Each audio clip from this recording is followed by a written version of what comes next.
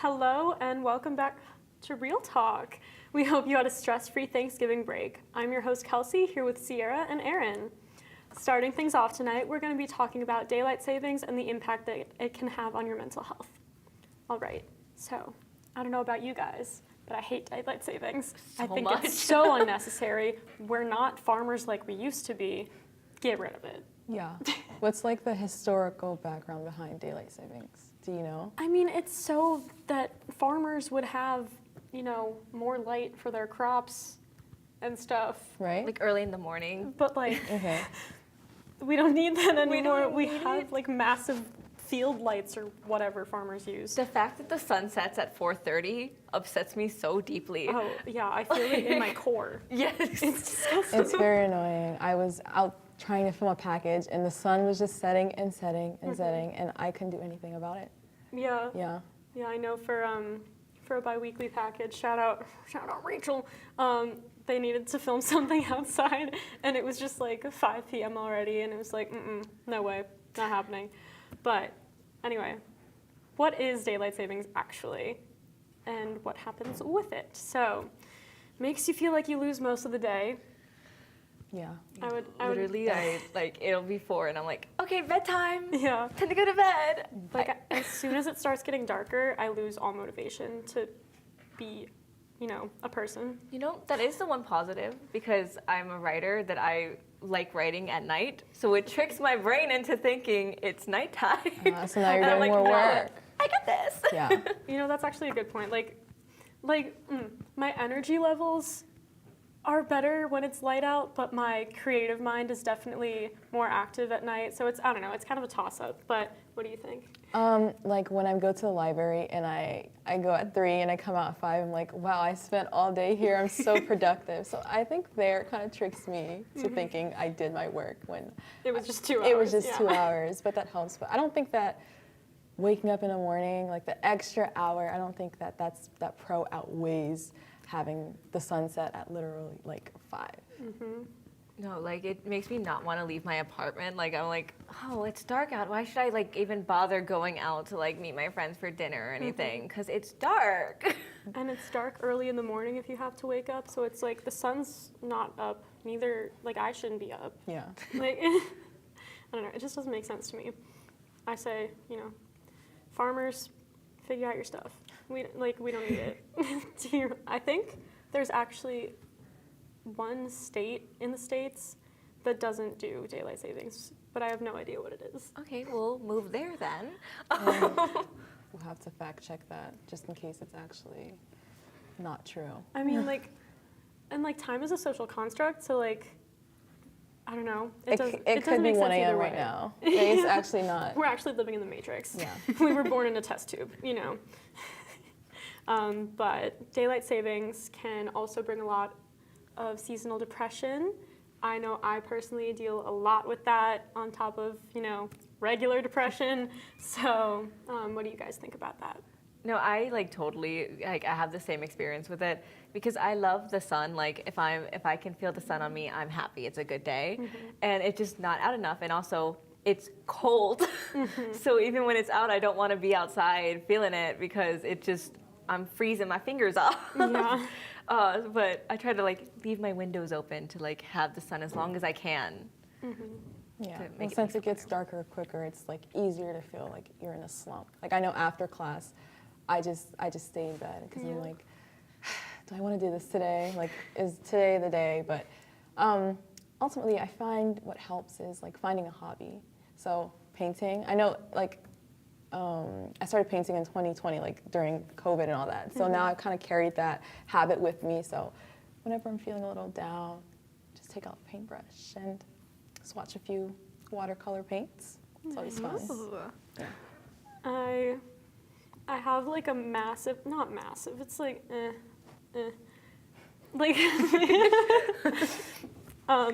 we use anything but the metric system, but it's a depression lamp, a seasonal affective disorder lamp. It's supposed to imitate sunlight. I don't use it as much as I probably should, but it's on a stand and you just put it in front of your face and you're supposed to kind of sit there for 10 minutes every day and it kind of imitates the effects of the sun and whatever vitamins it gives you. Like, I don't know.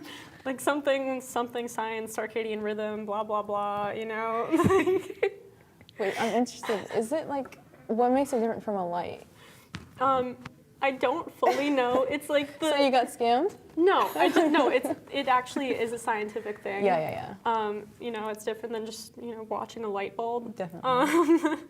But I don't know, it's something about the tone of the light or like the filter or something. I don't know. Yeah. All I know is my mom was like, I found this on Facebook by nothing. You should use it. And I was like, sure. Is that It's sitting in the corner of my light room. therapy? Like, is that what?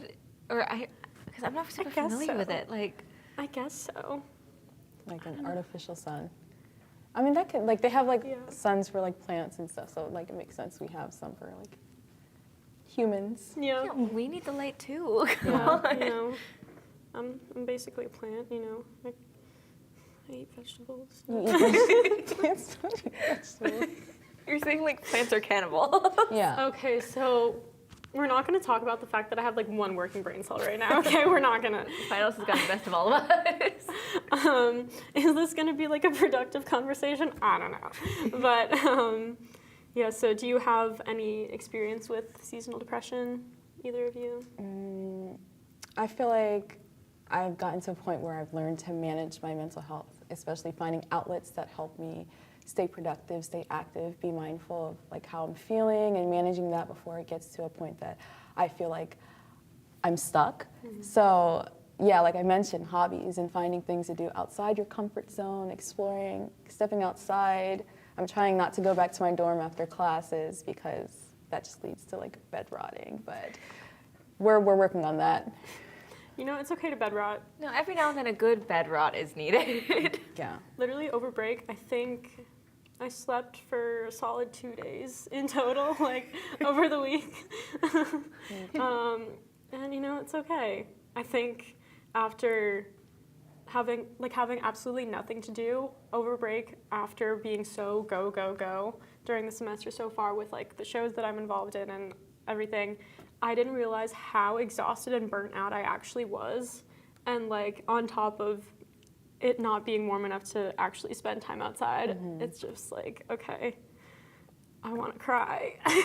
I think there is like something to be said about also taking that time for yourself and doing what you need. Like maybe don't stay in bed all day, but like if you need a rest, take it and like take care of yourself. Like and have a mindful moment. Yeah, we actually had a mindfulness unit in one of my classes. Shout out Professor Bartu. But I've been trying to be more mindful of how much I actually kind of rot away and just doom scroll a little bit. Like I've noticed that I have tried not to go on social media as much when I first wake up because I'll just get overwhelmed by all the notifications.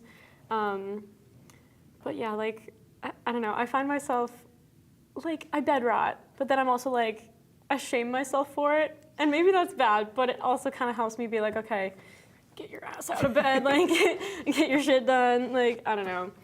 But definitely, like, for me, talking with my therapist and, you know, having, you know, my meds that help me helps me manage, but. No, I'm taking a mindfulness class this semester, and I'm not gonna lie, like I'm not a mindful girly. Like I'm kind of demure, but I'm not mindful. So I was really fighting it, but it's actually been so helpful, and I feel like this has been my best year with seasonal depression and like handling it because I've been a lot more mindful in how I'm like carrying myself through the day. So I've been waking up earlier so I can have the sun longer, and I feel like it's actually really helped me feel more productive and want to do things more. And just like have a better outlook altogether. Like when I wake up, I do like, I'm trying to stay active, so do like a little yoga, and you would never catch me doing yoga before this class. Yeah. But it's like a very nice way to start the day, and it's helped me stay a lot more positive and active than I usually would at this time of year. Yeah. No, I kind of agree with you on when you say it's been like your best seasonal depression year, which like sounds weird to say, my best seasonal depression year, but no, I kind of have found myself just being more attentive to like what I'm going through and not necessarily getting stuck in everything. I think that kind of has to do with the fact that I'm just like involved in extracurriculars that are more beneficial and like just overall better for like my mental health and not so like like the people that I'm around. If we're being so real. If we're being so real, because you're impacted by what you're surrounded by. So I think being so involved with things that actually make me happy have had a huge impact on how I get through my day to day. And also give you a reason to get out of the room, out of the bed rot. Absolutely. I think the hardest step is making the choice to make the commitment, because once you establish a routine, it makes it easier to continue. That's what I'm trying to get into the routine of going to sleep a little earlier, waking up earlier, not going back to my dorm. But once that commitment is in place, I feel like it's easier to continue to make that change. Yeah, I mean, starting or ending a habit is always the hardest part, but once you get in the groove of it, for better or for worse, you're with it. So, yeah, no, I definitely want to try to actually do yoga because, I swear I have the back of an 80-year-old man. No, I'm so bad at it. I say I do it not well. I mean, we all start somewhere. I tried to do a Pilates 30-day YouTube class with my roommate, and we were dying the first time. But once you keep doing it, it gets easier. It really does. Yeah. I feel like I can do splits and jump in the air right now. I'm so flexible. Yeah, I mean, the other day I tried to do a split. I can't do a split. But I was like, it's my time, guys. Yeah. If you do there's this 1 week series where this girl has extreme stretches, and I was actually planning on doing it. Maybe I'll let you guys know how that goes, because I want to be able to do the split sideways and middle. Okay. Hit both sides. Get back in my gymnast era. I'm gonna keep working hard at being committed to being productive. It's also fun to do it with your friends or people you care about. My friend and I, we go to different schools, so she's not even here, but we'll still call and be like, okay, well, we got to go outside today. So sometimes we'll call and walk around together on our two campuses. Yeah. So we can keep each other in check, because it's also why are you still in bed? Yeah. Yeah. I mean, having people always helps you with your own thing, but I hope everyone is taking the time that they need to take care of themselves during these darker months. For the Blue Hens watching, remember that Sean's house is open 24/7 for whatever's on your mind. We'll be right back with Rachel and the history of Hanukkah and dreidel after this short commercial break.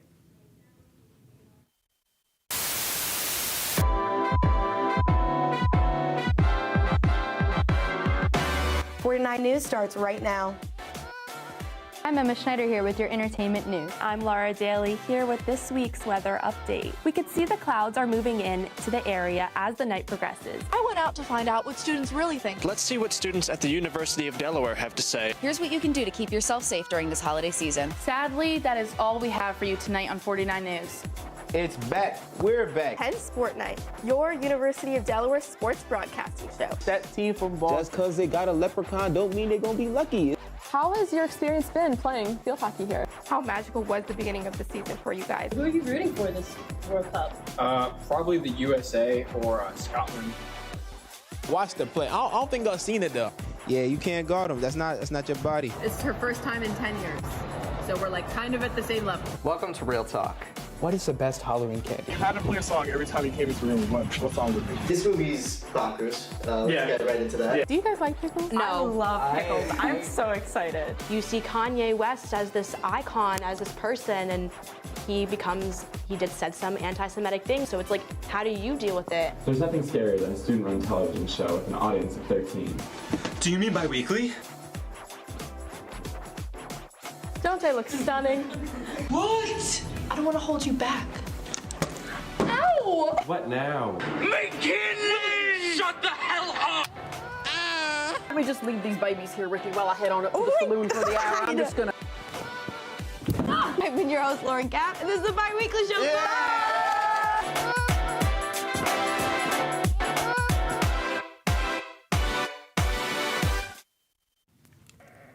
All right, Rachel, you want to break it down for us? I would love to. A long, long time ago, back in the land of ancient Israel, the Jewish people were basically minding their own business, lighting candles and noshing on some unleavened bread, and generally doing their thing. Enter Antiochus IV, a king with a name that sounds more like a sneeze. This guy wakes up one day and decides he really hates fun, particularly the Jewish brand of it. He rolls in with his army and he says, hey, you can't practice your religion anymore. Instead, you're gonna worship Zeus. He's got abs and lightning bolts and zero chill, what's not to love, right? The Jews were not impressed. Zeus who, they said. We've already got the big guy upstairs, but Antiochus was not taking no for an answer. He trashed their temple, put up some Greek statues, and basically turned the holy site into a frat house. Enter Judah Maccabee and his band of brothers, the original squad of underdogs. Think of them as the ancient Jewish Avengers, but with more donkeys and fewer spandex suits. They said, no thanks, Antiochus, we're taking our temple back. And they did. Armed with a mix of sheer chutzpah and whatever weapons they could scrounge up, the Maccabees fought off Antiochus' massive army in what can only be described as the ultimate David and Goliath smackdown. When the Maccabees finally reclaimed the temple, it was trashed, like post-keg party levels of trash. They cleaned it up, rededicated it, and wanted to light the eternal flame. But here's the kicker. They only had one jar of oil, and it was supposed to last for only a single day. Well, this is awkward, they thought, and they lit it anyways. Cue the miracle! That little jar of oil burned for 8 whole nights, like the Energizer Bunny, but with fewer commercials. The Jews were pumped. Not only did they reclaim their temple, but now they had a story for the ages and an excuse for a yearly carb-filled holiday. And thus, Hanukkah was born, a festival of lights, latkes, and explaining to your friends that no, it's not Jewish Christmas.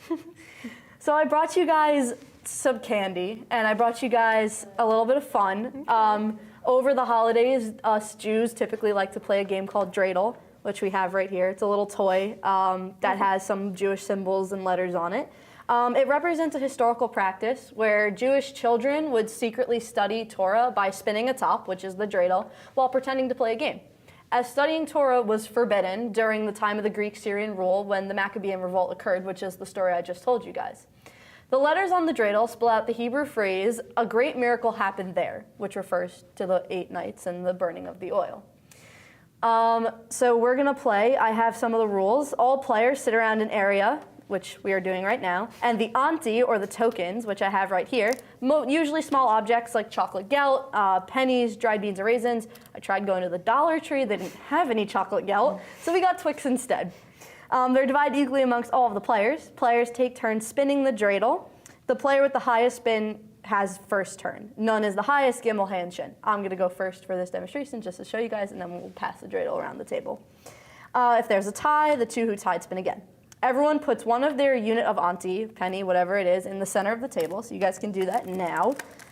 And that is the pot now. So we all play, we move clockwise. Each player begins with an equal number. We only have 4 each, usually it's 10 to 15. At the beginning of each round, every participant puts one game piece in the center, and after every turn, you put another one into the center.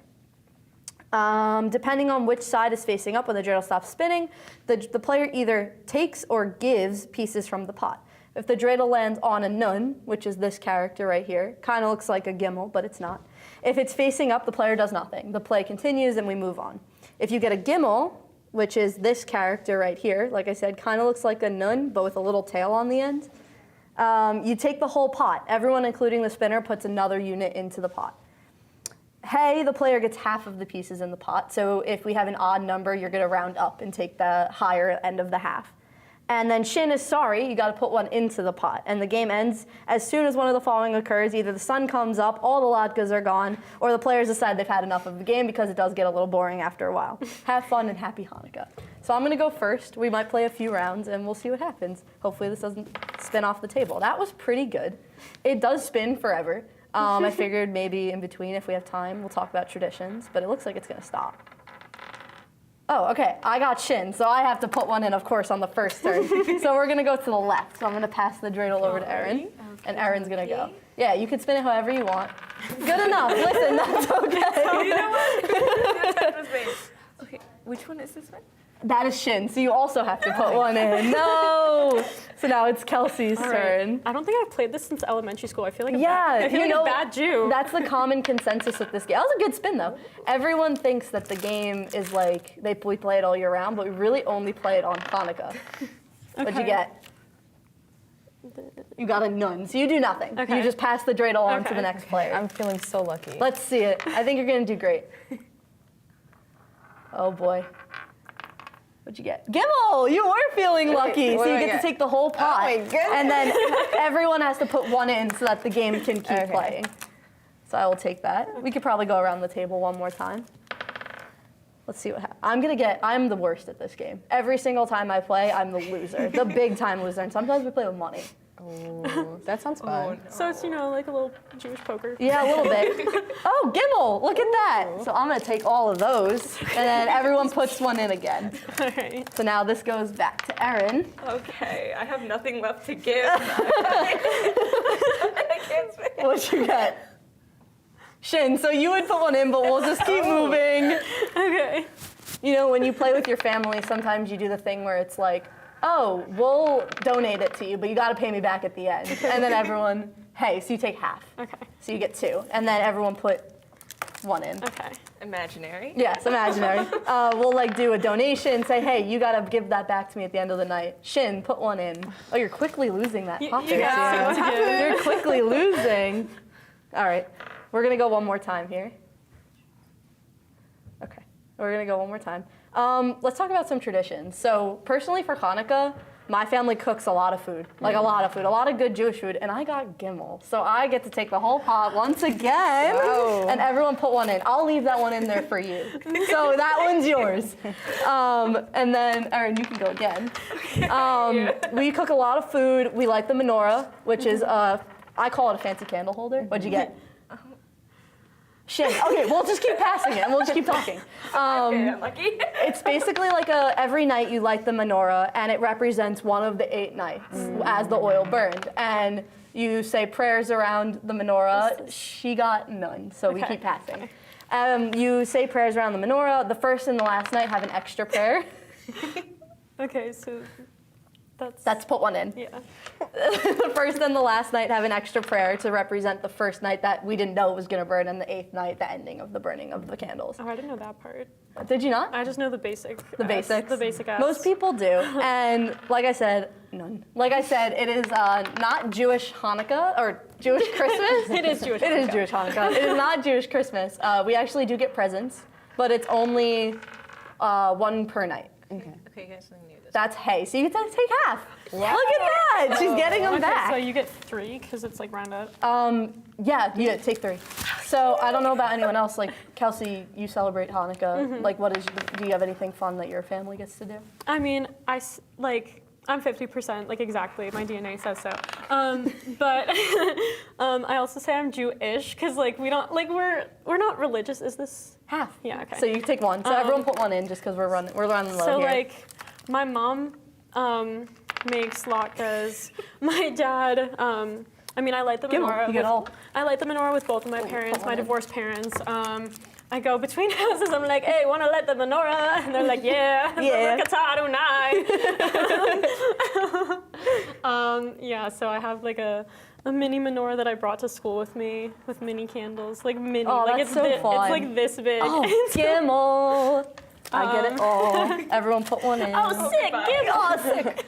POV bi-weekly. For us, it's your turn, Erin. For us, Jews, nothing's open on Christmas. So we go, the thing is you go watch movies and you eat Chinese food. Yeah. What about, what do you guys celebrate Christmas? What do we got? We Shin. You put 1 in. Everyone at our church has we do white elephant, and everyone brings a bunch of presents, 60 that's gifts. so fun. Big table. So fun every year. What'd you get? This one. None. You love that one. That's you. I love nuns, guys. Yeah. What can I say? I've done a white elephant once. Yeah. And it was Hanukkah white elephant. Oh, gotcha. You got none. I got a scooter, a Razor scooter originally, and then someone stole it. A grown man stole it from me. And I was like, are we serious? Come on. I ended up getting a blanket shaped like a matzah, so I wasn't super mad about it. Put 1 in. It's the burrito blanket for. Yeah, exactly. It's actually in my house, but I'm sad I didn't bring it to school. I should have. Goodness gracious. What'd you get? Okay. That's none. Okay. Okay. Erin, what about you? What traditions do you have? we celebrate Christmas, but we always do like a big cookie exchange with like that's basically cute. our found family. Hey, take And half. we each bake a batch of cookies and then everyone splits it up. So like we all get some of everything. Very and nice. It's the best. Hey, take half. We're all gonna put one in as well, just because. But yeah, I mean, you got like matzo ball soup because on Hanukkah you actually can't eat anything that rises. So that's where matzah comes from, because when the Jews were in the desert, they didn't have gimel slay. When the Jews were in the desert, they actually didn't have a way to cook bread, so they would cook it under the sun, and so nothing was leavened, so it all just remained flat. So that's where matzah comes from. So now we don't eat pasta, we don't eat bread, we don't eat cake, we don't eat cookies. We eat everything. That's shin, right? Yeah. So sorry, Erin. It's also similar. It happens a few times. That is none. Okay. That's the one that keeps loving you. You love shin, I love none. But yeah, it's a good time. What do you got? Hey, take half. You're killing it. I like how you have them lined up over here. That's something. You're keeping them all in line. What are some of the foods that y'all eat, like, on Christmas? Anything special? I know, like, is that 7 fishes? Is that, like, something? I don't know about that. We usually I thought that was a Jewish thing. No, that's not Am I like that. tripping balls? Oh, I got Gimel again, guys. This game loves me. It knows. It knows. I'm gonna put one in for you too, Erin, and Kelsey. Y'all are struggling over there. You were like, I'm so bad at this, I never win. Guys, this game loves me. Hey, only on air, only on the cameras. No, fair enough, fair enough. But yeah, I feel like everyone's got their own fun traditions. Oh, I feel like that's cheating. No, I'm just kidding. Hey, take half. Okay. So you get to round up. Okay. Here you go. That's somehow cheating. She stopped it on there. I didn't want it to fall off the table. Just go chasing with your mic on, like, ah! Okay, I don't have anything. It's hard. I can't remember like which one is which. It's hard. You remember it eventually, and then once it's like engraved into your brain. Like, I played so much in elementary school, like during our classes and stuff, but whatever. Yeah. It's fine. I'll learn next time. But thank you, Rachel, for showing us a little bit more about Hanukkah and its traditions. Since we're in the festive spirit, now we're gonna take it to Haley, Megan, and myself having some fun at the sleigh bar at Klondike Kate's. Welcome to the sleigh bar at Klondike Kate's. Today, we are gonna see what the mocktails and the cocktails are. The Sleigh Bar is a Christmas-themed pop-up bar that has been held at Klondike Kate's Restaurant and Saloon in Newark, Delaware for many years. The Sleigh Bar is a Christmas-themed pop-up that has been decorated for the holidays, and the restaurant uses its entire space, including the second floor, to create a festival atmosphere. So there's different types of decorations and themes all over the restaurant.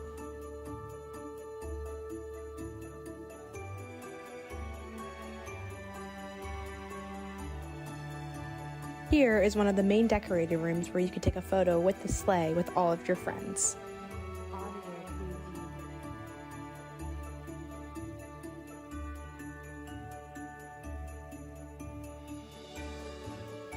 Not only is Klondike Kate's decked out for the holidays, it also has its own menu with different cocktails and mocktails, and also different foods to try too.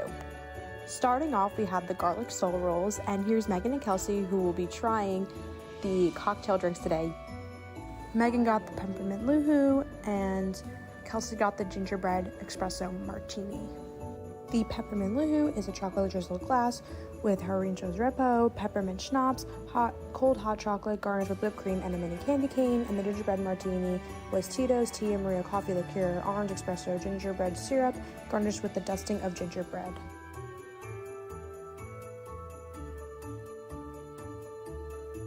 I ended up getting a mocktail because I am not 21, and I got the Designated Ranger, which was ginger beer, cranberry, lime juice garnished with a whole cranberries and a lime. Next we have the Christmas cookie shot and the nut job shot. And the Christmas cookie shot is Irish cream, vanilla vodka, an amaretto rimmed with vanilla frosting, and Christmas cookie. And the nut job, it's a screwball with Tia Maria coffee liqueur topped with whipped cream. And Kelsey got some fried pickles.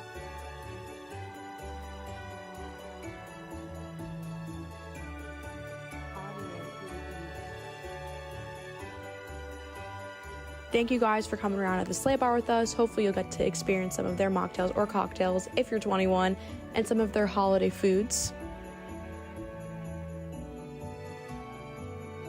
Have a happy holidays, and we'll see you guys soon. Bye. I'm still disappointed that my drink wasn't in a festive cup. Guess I'll just have to go back for a different one. Bummer. I'm sure you noticed that Kate's is decorated to a T in terms of Christmas. I personally love all the decorations there, but sometimes people take decorating for Christmas just a little too far. Deck the halls with boughs of holly, because it's time to talk about tacky decorations. All right, y'all. Let's dive in. Okay, look, I love decorating for Christmas. Me too. My family might be the people that take it a little too far. Okay. For example, we have a Santa shower curtain that we put in our guest bathroom. That's cute. Which I remember I had like a friend who was like, why? Why would you do this? That's fun. I mean, I think it's fun. But like, Santa does watch you while you poop, so that is unfortunate.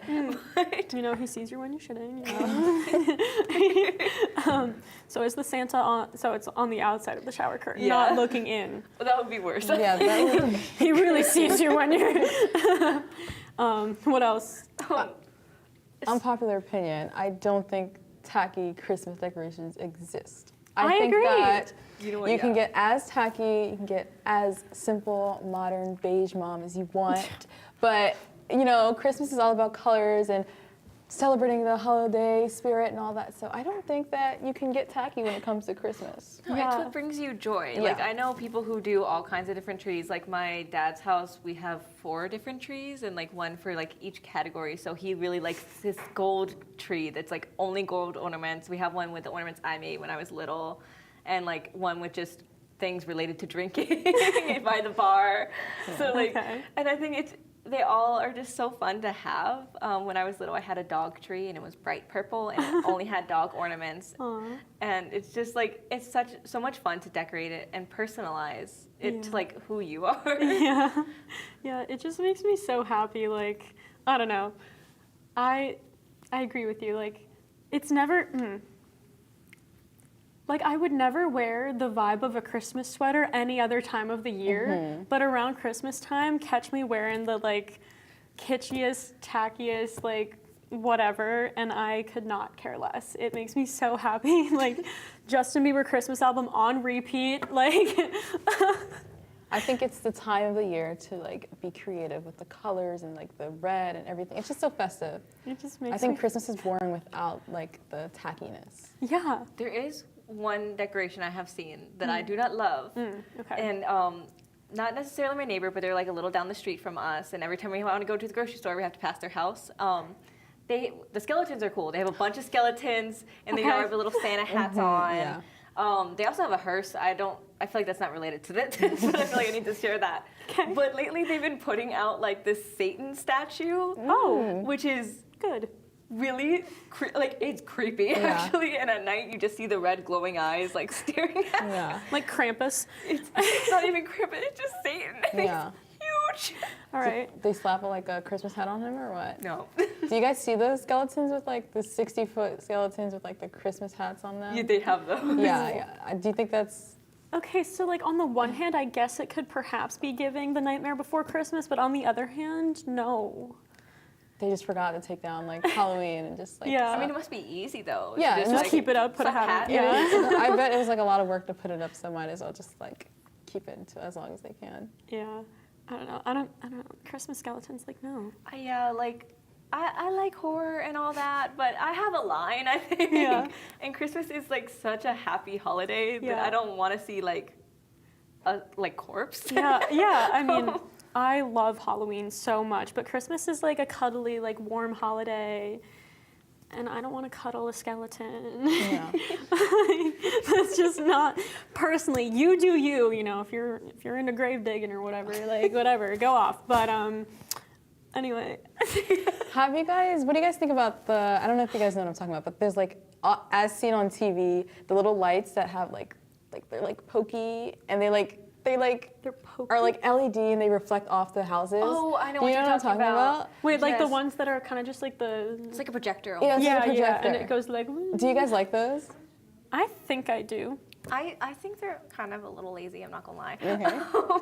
No, I was passing by... If they're paired with other things. Yeah. They It can't be by themselves. Things. By themselves, it's like empty. But I was passing by some houses with my sister and she was like, I don't like these lights. And I was looking at it, I was like, they kind of do look weird because they're like too perfect. And it depends on what you have, because like I've seen people that like had a projector and it was like little snowflakes on like the walls of the house, and it looked really cute. Yeah. But there's also this really popular one that's just red and green little laser beams. Yes, and those are the ones. Those are the ones. Not pleasant to look at. Those are so lazy. They are lazy. And if that's all you have, like it's not giving Christmas. It's just giving like weird laser attack. No, and like my dad's 59 and he's still getting up there and hanging the lights up on our house, so I know you can do it too. You say that like 59 is so old. Okay, look. Okay. What about like the string lights? Do you guys like the icicle looking ones, like the white ones, or do you like the colored alternating? I like the icicle ones, like to hang on your gutters and stuff. I think those are really cute. And for like trees, I don't know if I prefer the white ones or the colored ones. I think it kind of depends on the vibe of the house.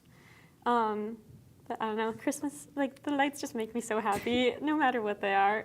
That reminds me, my town did something that I'm really upset at. They have this like town tree.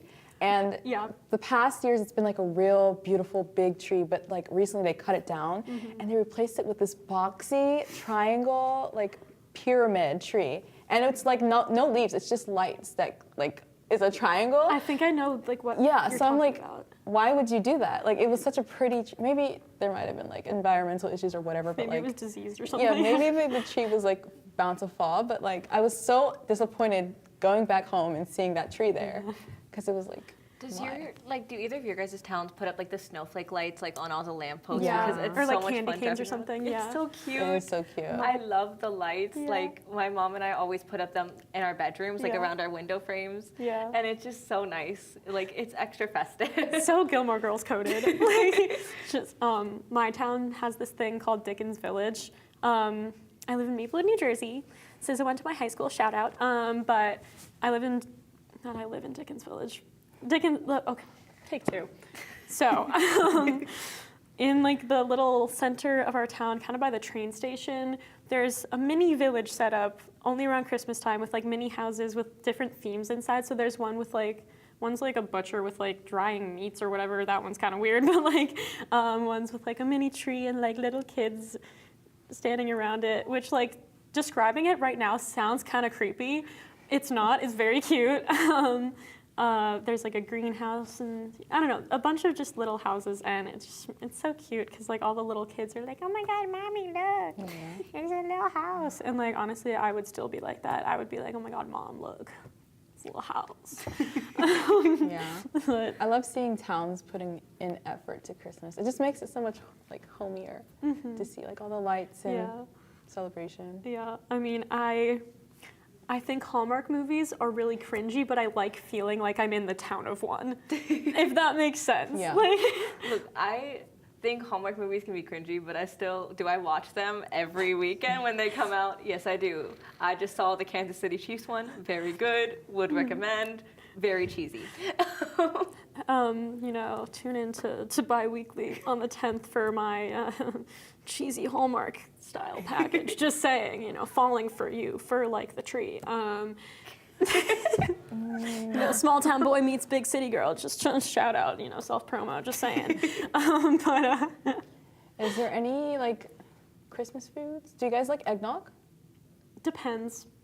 I'm so, but I'm 21 this year, so my dad's like, you have to try it with like rum in it or something. I'm like, maybe that'll change my mind. Maybe I'll be like, this is for me. Yeah. I am also 21. Take two. I'm a big fan of Bailey's hot chocolate. So fire. I'll have to try it. So fire. So no eggnog? I mean, like, okay, so I never really, it depends. It's a very, like, I don't like the feeling of drinking scrambled eggs, and sometimes when I think about it too hard, even though it's very much not, it tastes like it. And I'm like, this is not for me. Oh, you know what? I have another question. So this was like a debate among one of my friend groups is it creepy to drive around and look at lights? No. Because I think it's so much fun. Like my family and I, we always get hot chocolate and like we drive around and get like a cookie or something. And it's just it's like the best time. But they're like, you're looking at people's houses, like you're No, they like have creeping on the them. decor up. That is like the one time of the year where it's acceptable to creepily slow down by someone's house and be like, yeah. like that is like literally like perfect date idea. Like just saying, like anyone, like just saying, like anyone out there. No, I like constantly kidnap my friends, and I'm like, we're gonna go look at lights now. Okay, get in, loser. We're going. Yeah. No, it is absolutely not weird to drive by looking at lights. It is perfectly normal, and I think you're weird if you don't. You know what? I agree. I agree. That's what I always say. I also remember when we were younger and we would make like the paper snowflakes. Like, I could never do those that. I mean, I feel like you can never go wrong. Like either way, however you cut it, you would get like something. I still have one that's hanging outside my window because we did that for a craft one year. Still there. Yeah, we have a lot of ornaments of stuff that me and my brother made when we were younger. Like there's this one that it's a gingerbread cookie that's like painted on, rock solid, from when my brother, who was 28, was in like preschool or something, and you know gets hung every year. You know, Does it make it to the front of the tree or the back? Because like I have certain ornaments where mom's like, I'm sorry, honey, this is the back of the tree one. I would say, I would say like the side back or like somewhere towards the bottom, like because it's a little heavy. In clear view.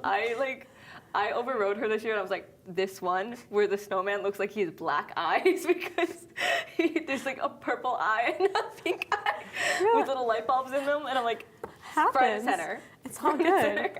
It's all good, you know. Every single ornament of our pictures with Santa make it to the tree every year.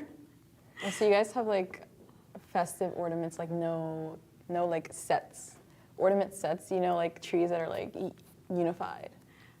We have a whole mix. Oh yeah. It's a whole mix. When my mom was younger, I know her first Christmas tree was all like musical instruments and like gold and red themed, but now it's a whole melting pot of cringy childhoods and whatever else we've collected over the years. My mom and I are huge crafters, so we make new ornaments every year. So like it's just so much homemade stuff, and then like memory stuff, like graduation stuff, like cute little things.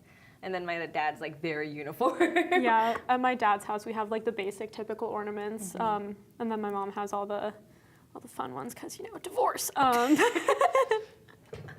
Look, if they're the ones who make you do it, they get to keep that. That's true. I put up a Christmas tree for the first time last year.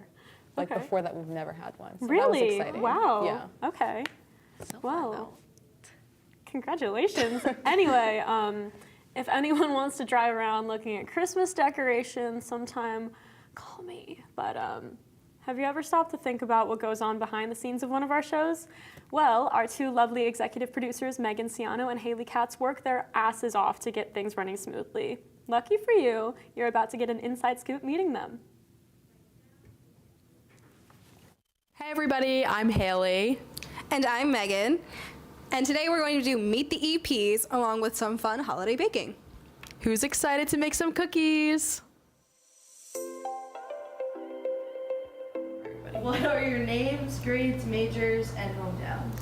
I'm Megan. I'm a senior double major in political science and media communications, and I'm from Bucks County, Pennsylvania. And I'm gonna go get butter. Woo! My name is Haley. I'm a junior.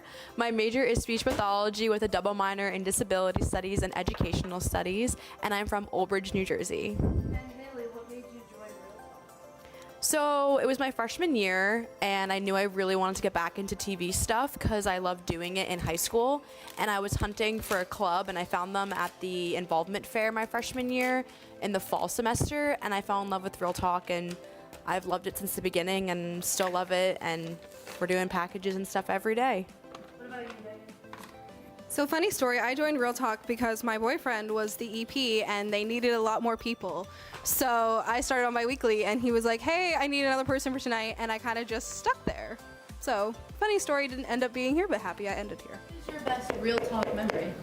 So I guess you could call it best, but I think one of my favorite Real Talk memories is last semester it was Jeopardy, UD Jeopardy themed. And to save myself mental stress and aggravation, I went to the studio on some random Wednesday at like 2 p.m. And spent like 2 hours loading in all the graphics so that our studio manager, Noah, would not yell at us. So I actually have 2 Real Talk memories. My first one is before I used to host a lot, and we did Family Feud as one of them, and I remember arguing with the people who did it because some of it was just not factual, but it was really fun just being up on stage and being able to talk to people again. And then my other memory too is also floor directing for the first time last semester and the semester before. Megan and Yashley, the other EPs, which is one of them right here, gave me the opportunity to floor direct, and I fell in love with directing, and now I still love it to this day. That's my favorite Real Talk memory, when I floor directed for the first time as well. I just want to come say that. Rachel's like, I want to be That's Rachel, everybody, our lovely director who's directing this amazing package. What is your best hot take? My hot take is that El Diablo is better than Chipotle. Chipotle fucks up my stomach, but not in a good way. I'm curious to see what this good way is, Haley. But my good feelings inside, you know? My hot take is that a hot dog is not a sandwich, and I will not be taking criticism on it. There is no way a hot dog is a sandwich. I agree. Rachel is correct. I can't have any comment on that because I actually hate hot dogs with a burning passion. I think they are disgusting. See, that's so painful. What is the best place to grab coffee or snacks near campus? Brouhaha. It's my favorite place. Love their smoothies, their chai, their cheddar and chai biscuit. Oh, so good. Yeah, I can't disagree with Haley on this one. I'm gonna say Brouhaha. It's so good, and especially it's cheaper than Starbucks. And it's all the way down Main Street. I'm here to give my opinion. I think personally Bing's has better coffee than Brouhaha. That's a lie. Bing's is all milk. Bing's is literally all milk. So if you like milk and syrup, then yes, Bing's is better. What is your go-to fun fact in an icebreaker? I have 2. My first one that I used for a while was that a lot of people think I have a twin, but my sister is actually 3 years older than me, and we just look identical. And then my second one, which I used more recently, is that I've done Disney in a day, where I've flown out at 6 a.m. and flew home at 10 p.m. All during COVID. That's a good one. Mine is I collect snow globes from everywhere I've been. So I have snow globes from everywhere. And then my other one is that I've been to Disney 10 times. Mine's that I do stand-up comedy. It's pretty good. Shout out to the mic. Oh, actually, my other 3 votes. Rachel didn't win. My other one is I'm a double black belt in Taekwondo and mixed martial arts. Don't piss off Haley, guys. What is your go-to way to relax after a stressful day? So I'm gonna sound like a 40-year-old woman for like a hot sec. As you should. But it is a glass of wine and a book on the couch with a lit candle. I know I just sound like 40 right now, but I promise I'm 21. Hold on one second, everybody. For me, relaxing, honestly, is just like chilling on the couch, eating like a pint of ice cream and watching Star Wars. Into the oven we go. If you could spend a day with any celebrity, who would it be and what would you do? I would spend my day with Samuel L. Jackson. So I personally love him. He is one of my favorite actors, even as a child. He's just so darn cool, and he's in those commercials all the time for Capital One. He's just a cool dude. Like, I want to hang out with him, you know? See, mine would be Hugh Jackman. He's been like my massive celebrity crush for years, and it's heartbroken that he divorced his wife and left for Sutton Foster. I don't believe he would do that, but It's supposed to be for you. Right? What is your favorite flavor of ice cream? French vanilla, old standby. Has to be the ones with like the tiny little vanilla bean specks in it, and it has to be yellow, specifically. Giant brand French vanilla ice cream, great, awesome. And then also cookie dough. Cookie dough's great. I'm a cookies and cream girly. Love my good cookies and cream. Also chocolate chip cookie dough too. And then I get it from Carvel with extra cookie dough on top, so it's even better. So there's more cookie dough to go around. And then if we're talking milkshakes, I like I had the peppermint cookies and cream milkshake from Wawa yesterday, and it was really good. What is the one thing you're going to miss about Real Talk? Specifically towards Megan, but Haley too. I think I'm gonna miss the most like the people, frankly. Like, I'm gonna miss like seeing Haley all the time and her, you know, missing my like 10 texts like in a row about like the most like obscure things. Megan. Because that's like, it comes to me like at some random times and that's what she gets. And then I think I'm also gonna miss like just the opportunity to have like a platform to talk about like anything that you want with like, not like without repercussions, but like without like almost like Big Brother watching, if that makes any sense. Yeah. I agree with Megan. Like, it's been so nice this semester being her EP with her. Like, it's a nice change of pace, and she'll randomly text me, be like, I have this idea, just like randomly, and I'm like, girl, I haven't even thought about it. But it's nice because whatever I don't do, she does, and vice versa. We work super duper well together, and I'm gonna miss it over winter break.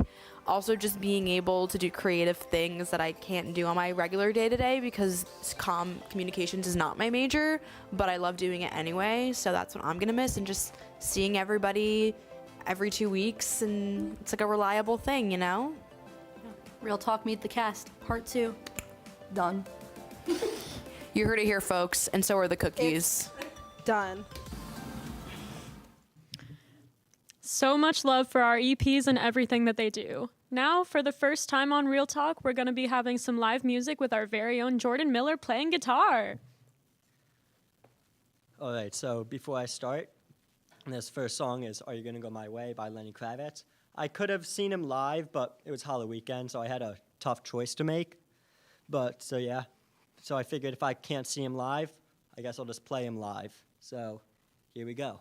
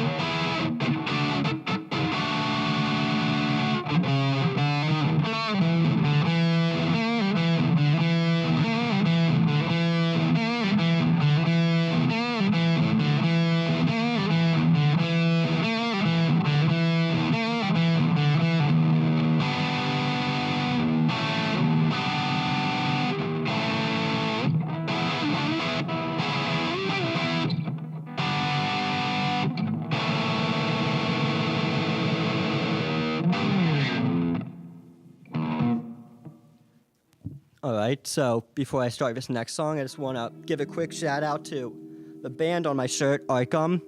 They are a local band here at University of Delaware in the Newark area. And I'm actually making a documentary on them. You could stay updated on the documentary with my Instagram, Jam Productions. It'll show up right in the corner there in a second, I think. I'm currently very much in post-production, a lot of editing, audio, video, lots of work. I'll take as much support as I can get. It means a lot to me if you could just follow my Instagram, Jam Productions, and also follow the band. They make some really, really cool fucking music. All right, so this next song is Fight for Your Right by the Beastie Boys.